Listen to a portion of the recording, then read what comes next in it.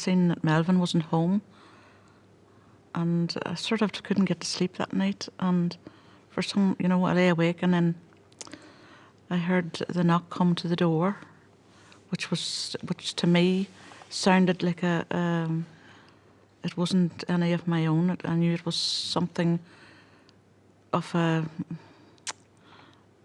something like police's knock, and then I went to the door, and they told me that Melvyn had been involved in an accident, and he had a head injury. They were working with Melvyn in the intensive care, and I couldn't get in to see him at that time because there were so many working with him. So we had to sit out in the waiting room. And then when I did first see Melvyn, he was just wired up to so many tubes and wires, and I don't know, I was just in such a state that I saw like I don't know what it was like to me, a blur. And then we followed the ambulance, then took him to the Royal, and from there Melvyn was put into intensive care and on life support machine. The horrific part was being told by a doctor that Melvyn that they told me that he may not survive. My heart just sunk to my whole inside just felt as if I was just, I just felt my whole world had just left me, I just felt that. I tried to be strong, but then those days I just would cry for maybe a whole day, or I would sit beside Melvyn's bed when he was in a coma, and I would see other ones waking up from their comas, and I was just so down because they were coming around and Melvyn was still in a coma.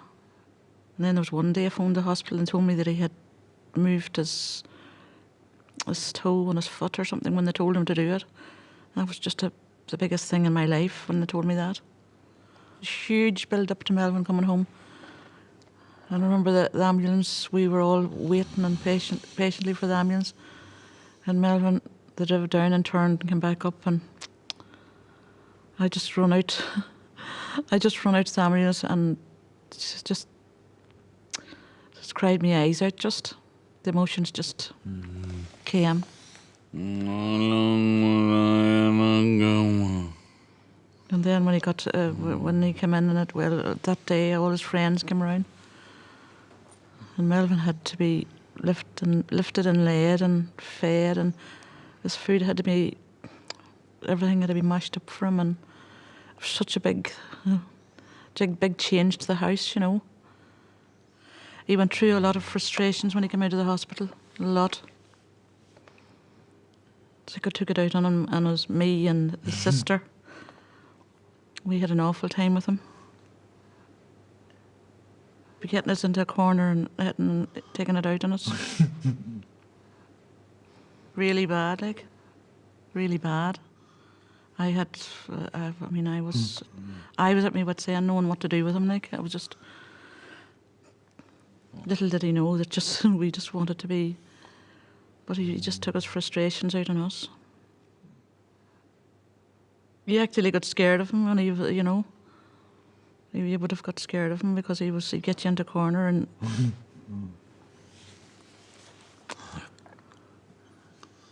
Just pure frustration. It was,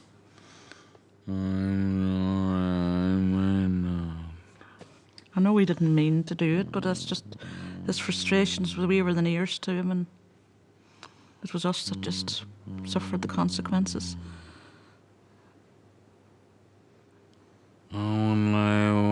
Mama. I don't know what by. We went through a lot together. A lot. Then when he got the car, he sort of spiraled out of control. He just thought he was one of the, I think he thought he was just, I don't know, hard or something, or whatever you call it, Melvyn. never, ever drank and drive. I know Melvyn does be lonely.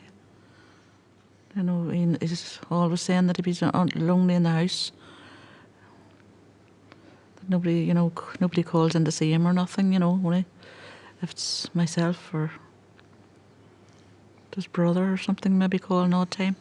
Yeah, my mother. Your friend. And Nothing ever has been the same since. Nothing ever, even now, Melvyn is fit to get around and do a lot of things, but still Melvyn needs me in his life.